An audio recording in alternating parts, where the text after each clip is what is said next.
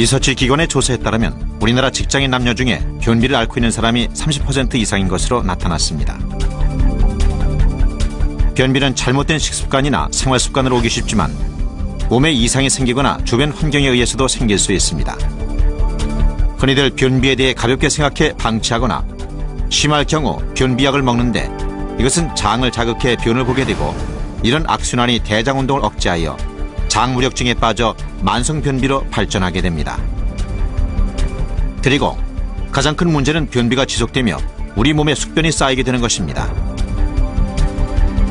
최근 10년간의 암 발병률에 따르면 위암은 11.5% 감소하였고 폐암은 37.5% 증가, 대장암은 무려 115%나 급증한 것으로 나타났습니다. 또한 대장암으로 인한 사망자도 76%나 증가했는데 이런 추세로 간다면 2020년에는 대장암 발병률이 폐암과 위암을 앞지를 것으로 추측됩니다.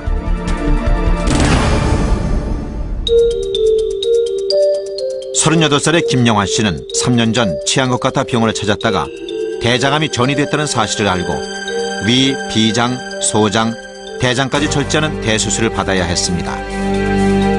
평범한 회사원인 그에게 대장암이 발병한 이유는 무엇일까요? 전문가들의 연구에 따르면 대장암의 발생에 영향을 미치는 것은 환경인자의 비중이 크다고 합니다.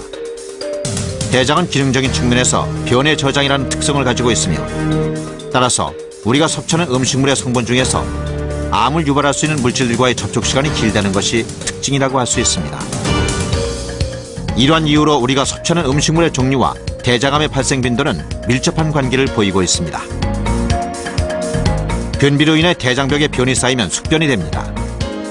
대장의 기능은 소화된 음식물로부터 수분 및 미량의 영양소를 흡수하는 것인데 대장이 숙변으로 뒤덮이게 되면 몸에서 흡수하는 것은 바로 독소입니다. 이렇게 되면 대장의 기능을 약화시키고 성인병, 변비, 비만, 간질환의 원인이 됩니다. 대장에 쌓인 숙변으로 자신을 독소에 노출하고 있는 것입니다. 사람들의 질병이라고 생각하는 것 대부분은 독소에 대한 신체의 반응입니다. 혹 다음 증상을 겪으신 적이 있으신가요? 알레르기, 빈혈, 부종, 만성피로, 변비, 면역기능 저하, 설사, 습진, 임파선 확대, 지나친 허기짐, 열, 감기 증세, 가스, 이빨 갈기, 두드러기, 과민성 대장 증후군, 황달, 관절 및 근육통, 불안함, 발진, 눈의 충혈, 수면장애, 체중 증가, 체중 감소. 우리가 살다 보면 한 번쯤 겪어보았을 이러한 증상들은 모두 몸 안의 독소에 의해 오는 신체의 반응입니다.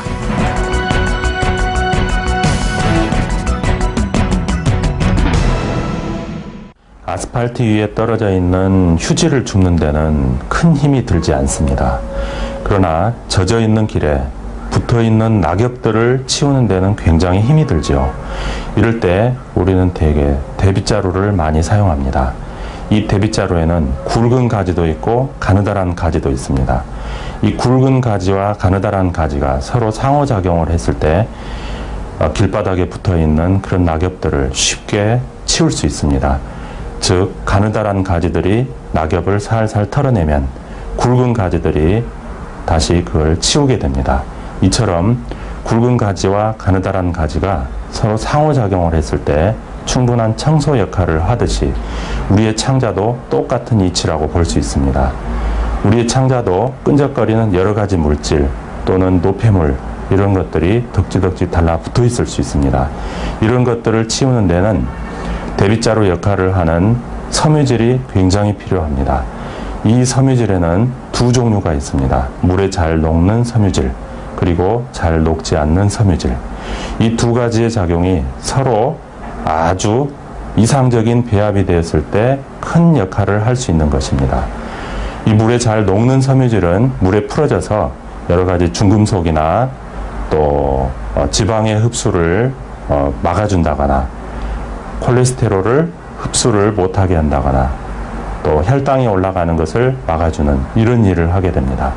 그리고 물에 녹지 않는 섬유질은 대장에 가서 이와 같은 노폐물들을 쉽게 배출할 수 있도록 도와줍니다.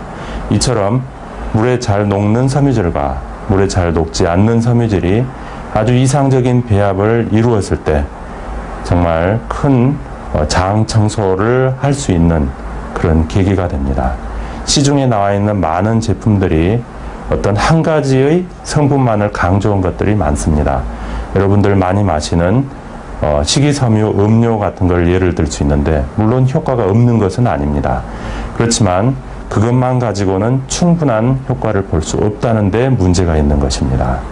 이 물에 잘 녹는 섬유질과 잘 녹지 않는 섬유질이 이상적인 배합이 되었을 때 마치 굵은 가지와 가느다란 가지가 이상적으로 협동을 하는 대비자루처럼 우리 장을 쉽게 청소를 해줄 수 있는 것입니다. WHO에서는 이와 같은 섬유질 음식을 충분히 섭취했을 경우에 대장암을 40% 정도 예방할 수 있다는 보고를 내놨습니다.